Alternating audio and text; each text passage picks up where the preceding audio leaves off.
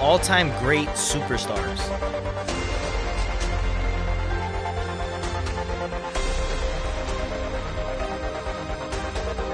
Unforgettable moments.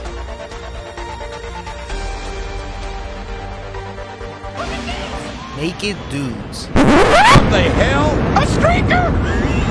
We got a streaker! Tell me, you didn't just say that. Yes, Naked Midian was an actual thing. But so was this. Shit, no wonder they're divorced. This is WWF Attitude Era moments that went too far. Linda's in a wheelchair. Shit, you ever sit around and just think like, what if my wife or my significant other was comatose in a wheelchair, that I could just medically sedate them over and over again so they were non-responsive so I can fool around with my busty employee? I mean, Vince McMahon sure as hell did it. He thought about it. He put it on TV. I mean, yeah, that's a regular Tuesday night where I'm from. But to watch it on television, live, in living color, and happen, and wheel his wife in a wheelchair, put her smack dab on the entryway on a live edition of SmackDown, and make out with the beautiful Trish Stratus right in front of her as she pretends to be comatose and unresponsive. Yeah, it happened, and it was a moment that went too far. Guys, welcome back to probably my favorite series of videos that I've been making, and it's Attitude Era moments that have gone way too far. First one was the infamous Val Venus Choppy Choppy PP. Make sure you check that one out up here. The next one was The Undertaker in the Ministry of Darkness and all that nonsense of trying to embalm people, crucifying people, hanging people, forcefully trying to demonically marry somebody, a young girl. I mean, check that one out up here too if you want to see that one, because that was nuts. But it only gets more nuts and more nuts as we go through these videos. And this third installment in this series of Attitude Era moments that went too far, I mean, it's gonna be tough to top this one. It's Linda McMahon in a wheelchair as her husband on live television makes out with an insanely attractive woman right in front of her. Okay, so throughout 1999, Linda McMahon began to stick it to her husband. So Stephanie and Linda at one point give a large amount of stock and control of the company on TV for TV storyline purposes to Stone Cold Steve Austin, Vince McMahon's arch nemesis at the time and of all time. So as this goes on, eventually Steve Austin loses control of the company, his stake in the company, against Vince and Shane in a handicap ladder match where the briefcase began to ascend by itself every time Austin went for it, and we never got any clarification or any payoff to who the hell was controlling that, so that's a whole nother thing. So that happened. Then this leads to eventually the four-corner, McMahon in every corner, WrestleMania 2000 debacle of a main event, where you have The Big Show, you have Mick Foley, you have The Rock, and you have Triple H, McMahon in every corner. So a whole family drama around, whatever, Triple H wins the match. Then you get the backlash rematch between The Rock, Triple H, Austin gets involved, then that's how The Rock wins the title back.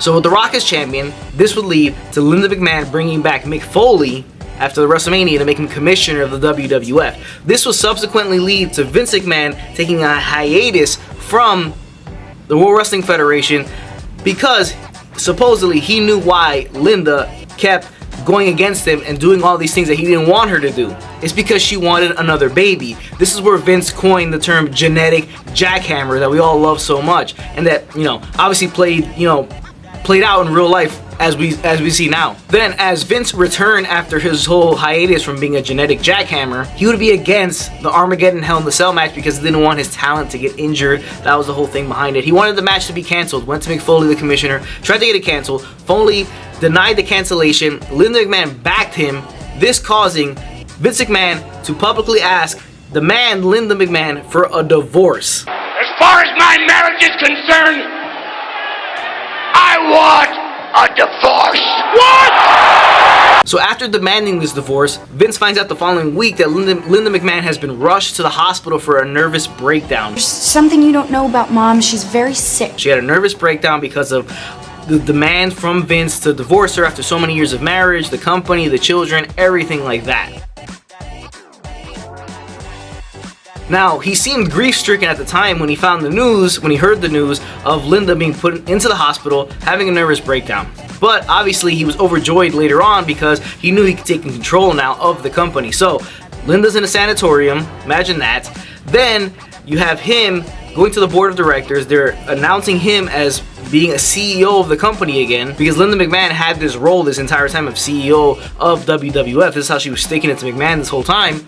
So they grant him to become CEO again because Linda's indisposed at the moment, and this allows him to fire Mick Foley. Now, this is where things get spicy. So now he is self-medicating Linda McMahon, sedating her, making her comatose, unresponsive, and pushing her around in a wheelchair. All the while, after he demanded the divorce from Linda McMahon in his return, he starts fooling around with his employee, Trish Stratus. Now, yes, this is art imitating life.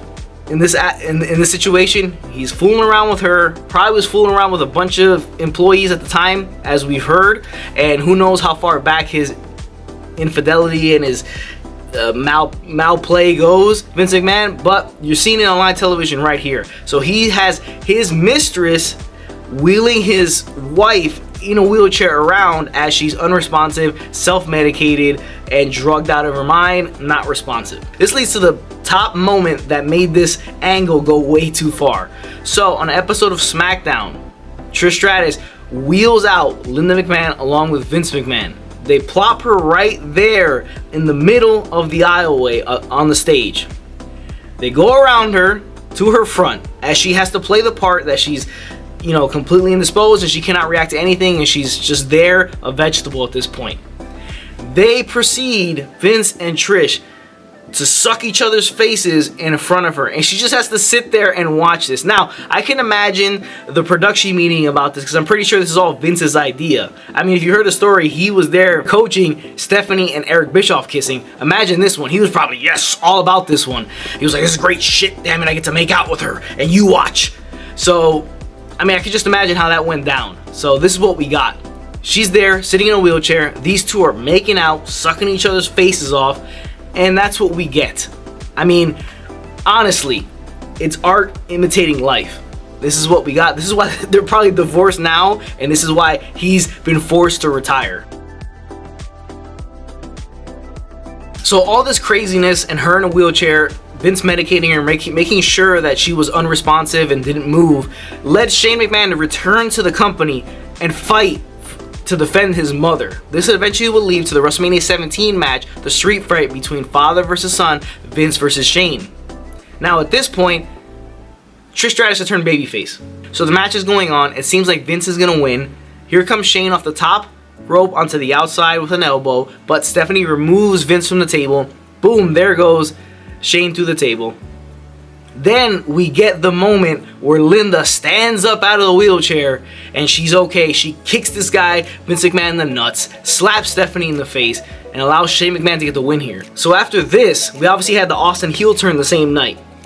In April of 2001, Linda McMahon is reinstated as the CEO of the company, and then she's the one that demands a divorce from Vince McMahon, thus creating a bunch of havoc. She started messing with Vince and his champion, Stone Cold Steve Austin at the time, even backing Shane McMahon when he was running WCW in the invasion angle. And then this is where this whole convoluted, even if it's a disastrous storyline, it went too far, it kind of shits the bed here at the end. You have Linda McMahon and Vince McMahon reconciling because they figured that, or they realized that the invasion of ECW and WCW is going to destroy WWF, and that's pretty much the end of that. And then, you don't get much more from Linda and Vince after this. But, shit, what a nuts angle if you really think about it.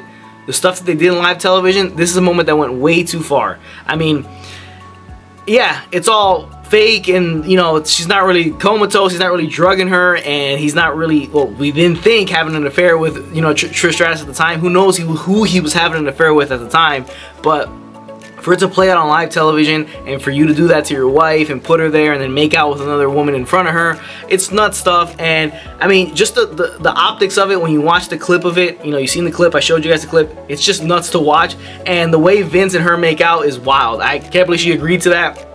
And I can't imagine the production meeting for this angle. But guys, that is the attitude moment that went too far. Episode 3, Linda in a wheelchair. Appreciate you guys for tuning in. Make sure you watch all the rest of the videos that have been coming out, and you stay tuned for the next installment of Attitude Era moments that went too far.